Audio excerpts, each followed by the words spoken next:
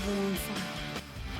ಮುಡಾದಲ್ಲಿ ಬದಲಿ ನಿವೇಶನಗಳ ಹಗರಣ ಅಥವಾ ಆ ಒಂದು ಸ್ಕ್ಯಾಮ್ ಅಂತೇನು ಕರಿತಿರೋ ಅದು ಒಂದು ಭಾಗ. ಆದರೆ ಇನ್ನೊಂದು ಕಡೆಯಲ್ಲಿ ಮುಡಾದ ಹಣವನ್ನು ಎರಡು ಬೇರೆ ಬೇರೆ ವಿಧಾನಸಭಾ ಕ್ಷೇತ್ರಗಳಿಗೆ ಬಳಸಿದ್ದಾರೆ ಅಂತ ಇನ್ನೊಂದು ಆರೋಪ ಕೂಡ ಕೇಳಿ ಬಂದಿದೆ.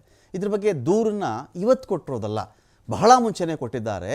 ಆ ದೂರನ್ನ ಉಲ್ಲೇಖ ಮಾಡಿಕೊಂಡು ಹೇಗೆ ಮುಡಾದ ಹಣವನ್ನು ಸುಮಾರು 387 ಕೋಟಿ ರೂಪಾಯಿಗಳಷ್ಟು ಮುಡಾದ ಹಣವನ್ನು ವರುಣಾ ಕ್ಷೇತ್ರದ ಬೇರೆ ಬೇರೆ ಕೆಲಸಗಳಿಗೆ, ಶ್ರೀರಂಗಪಟ್ಟಣದ ಬೇರೆ ಬೇರೆ ಕೆಲಸಗಳಿಗೆ ಯಾವ ರೀತಿಯಲ್ಲಿ ಇವರು ಕೊಟ್ಟಿದ್ದಾರೆ, ಇದಕ್ಕೆ ಸಾಕಷ್ಟು ದಾಖಲೆಗಳನ್ನು ಲಗತ್ತಿಸಿಯೇ ನಟರಾಜ್ ಎನ್ನುವವರು ಮುಡಾದ ಮಾಜಿ ಅಥವಾ ನಿವೃತ್ತ ನೌಕರ ಕೂಡ ಹೌದವರು, ಅವರು ಕೊಟ್ಟಿರ್ತಕ್ಕಂಥ ದೂರಿಗೆ ಸಂಬಂಧಪಟ್ಟಂತೆ ನನಗೆ ಸವಿಸ್ತಾರವಾದಂಥ ಮಾಹಿತಿ ಬೇಕು ಅಂಥೇಳಿ ರಾಜ್ಯಪಾಲರು ಏನು ಮಾಡಿಬಿಡ್ತಾರೆ, ರಾಜ್ಯ ಸರ್ಕಾರದ ಮುಖ್ಯ ಕಾರ್ಯದರ್ಶಿಗಳಾಗಿರ್ತಕ್ಕಂತಹ ಶ್ರೀಮತಿ ಶಾಲಿನಿ ರಜನೀಶ್ ಅವರಿಗೆ ಒಂದು ಪತ್ರವನ್ನು ಬರೆದುಬಿಟ್ಟಿದ್ದಾರೆ. ಒಂದು ಗಂಭೀರ ಆರೋಪ ಇದು. ಶ್ರೀರಂಗಪಟ್ಟಣ ವರುಣಾ ಕ್ಷೇತ್ರಗಳಿಗೂ ಮುಡಾದ ಒಂದು ಹಗರಣ ನೋಡಿ. ಇದರಲ್ಲಿ ದೂರುದಾರರು ಹೇಳ್ತಾರೆ, ಸ್ವಾಮಿ ಮುಡಾ ಅಂತ ಒಂದು ವಿಚಾರ ಬಂದಾಗ ಒಂದು ಪ್ರದೇಶವನ್ನು ಇಟ್ಕೊಂಡು ಅಭಿವೃದ್ಧಿ ಮಾಡಿ, ರೋಡ್ ಮಾಡಿ, ನಿವೇಶನ ಮಾಡಿ, ಅದಕ್ಕೊಂದು ಕರೆಂಟ್ ಸಂಪರ್ಕ ಅಥವಾ ವಿದ್ಯುತ್ ಸಂಪರ್ಕ ಮತ್ತು ಒಂದು ಚರಂಡಿ, ಒಂದು ಪಾರ್ಕು, ಇಂಥ ಸೌಲಭ್ಯವನ್ನು ಕೊಟ್ಟುಬಿಟ್ಟ ಮೇಲೆ ಮುಗಿದು ಹೋಯಿತು. ಅಕಸ್ಮಾತ್ ಅಲ್ಲಿ ರೋಡ್ ಕಿತ್ತು ಬಂದರೂ ಕೂಡ ಅದನ್ನು ರಿಪೇರಿ ಮಾಡಿಸೋ ಕೆಲಸ ಮುಡಾದಲ್ಲ. ನಿವೇಶನ ಅಭಿವೃದ್ಧಿ ಮಾಡಿ ಬಿಟ್ಬಿಡ್ತಾರೆ ಅಷ್ಟೇ ಅವರು. ಆದರೆ ಇಲ್ಲೇನಾಗಿದೆ, ಮುಡಾದಲ್ಲೇ ಅನೇಕ ಕಡೆ ಏರಿಯಾ ಡೆವಲಪ್ ಮಾಡಿ ನಿವೇಶನ ಮಾಡಿದ್ದಿದ್ರೆ ಅನೇಕ ಯುವಕರು ಆವಾಗ ಕೆಲಸಕ್ಕೆ ಸೇರಿಕೊಂಡಿರೋರು, ಸ್ವಲ್ಪ ಒಂದು ಸೂರ್ಯನ ಕನಸು ಕಾಣ್ತಕ್ಕಂಥವ್ರು ಮನೆ ಕಟ್ಕೊಳ್ಬಹುದು. ಆದರೆ ಈ ಮುಡಾದಲ್ಲಿ ಕೆಲ ಅಧಿಕಾರಿಗಳು ಮುಖ್ಯಮಂತ್ರಿಗಳು ಮೌಖಿಕ ಆದೇಶವನ್ನು ಮಾಡಿಬಿಟ್ಟಿದ್ದಾರೆ ಅಂತ ಹೇಳಿ ಈ 387 ಕೋಟಿ ಹಣವನ್ನು ಕಂಡು ಕಡೆಗೆ ವ್ಯಯಿಸಿದ್ದಾರೆ. ಯಾವ್ಯಾವುದೋ ಕಾಮಗಾರಿಗಳು, ಯಾವ್ಯಾವುದೋ ಊರು, ಅಲ್ಲಿ ನಡೆಯುವಂಥ ಕಾಮಗಾರಿಗಳಿಗೂ ಮುಡಾ ನಿಗದಿಯಾಗಿರ್ತಕ್ಕಂಥ ಹಣಕ್ಕೂ ಸಂಬಂಧ ಇಲ್ಲ. ಇದನ್ನು ಕ್ಯಾಬಿನೆಟ್ನಲ್ಲಿಯೂ ಕೂಡ ಇವರು ಮುಖ್ಯಮಂತ್ರಿಗಳ ಆದೇಶದ ಮೂಲಕವಾಗಿಯೇ ಪಾಸ್ ಮಾಡಿಕೊಂಡಿದ್ದಾರೆ. ಹೊಸ ದಾರಿ ಕಂಡುಕೊಂಡ್ಬಿಟ್ಟಿದ್ದಾರೆ. ಇದು ನಿಯಮ ಹೇಳುತ್ತೆ, ಇಲ್ಲಿನ ನಿಯಮ.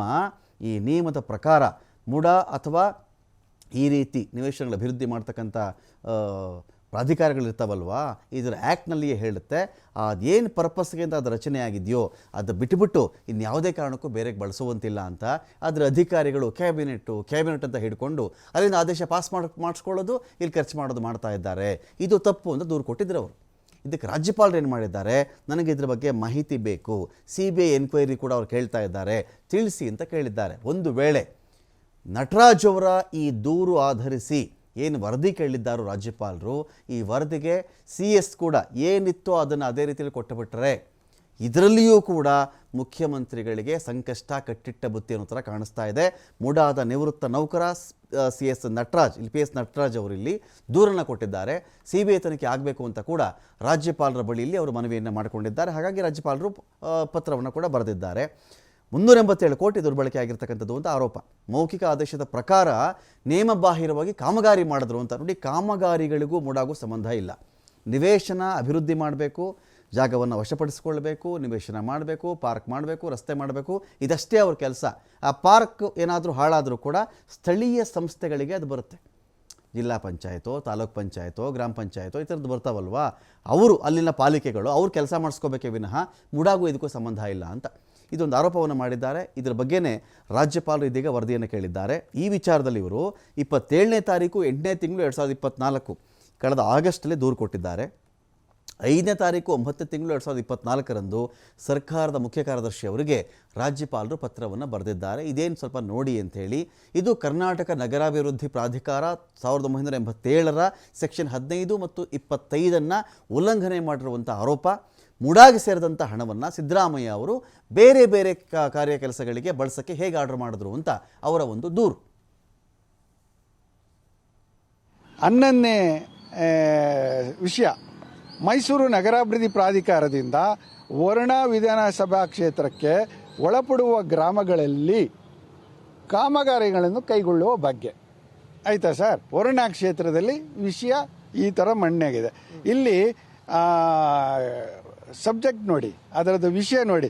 ಮೈಸೂರು ನಗರಾಭಿವೃದ್ಧಿ ಪ್ರಾಧಿಕಾರದಿಂದ ವರುಣಾ ವಿಧಾನಸಭಾ ಕ್ಷೇತ್ರಕ್ಕೆ ಒಳಪಡುವ ಈ ಕೆಳಕಂಡ ಗ್ರಾಮಗಳಲ್ಲಿ ಅಭಿವೃದ್ಧಿ ಕಾಮಗಾರಿಗಳನ್ನು ಕೈಗೊಳ್ಳುವಂತೆ ಮಾನ್ಯ ಮುಖ್ಯಮಂತ್ರಿಗಳ ಮೌಖಿಕ ಸೂಚನೆ ಹಿನ್ನೆಲೆಯಲ್ಲಿ, ಇದು ನಾನೇನು ಹೇಳ್ತಾ ಇಲ್ಲ, ಅವರೇ ಒಪ್ಕೋತಾ ಇದ್ದಾರೆ, ವರುಣಾ ವಿಧಾನಸಭಾ ಕ್ಷೇತ್ರದ ವಿವಿಧ ಗ್ರಾಮಗಳಲ್ಲಿ ಅಭಿವೃದ್ಧಿ ಕಾಮಗಾರಿಗಳನ್ನು ಕೈಗೊಳ್ಳುವ ಸಂಬಂಧ ಈ ಕೆಳಕಂಡಂತೆ ಅಂದಾಜಿಸಲಾಗಿದೆ.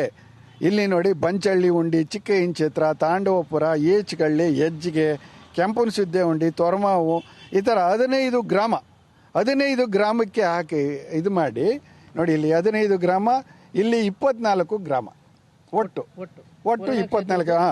ಈಗ ಮತ್ತೊಮ್ಮೆ ಮುಖ್ಯಮಂತ್ರಿಗಳ ಒಂದು ವಿಚಾರ ಬರುತ್ತೆ ನೋಡಿ. ಅಭಿವೃದ್ಧಿ 2ನಲ್ಲಿ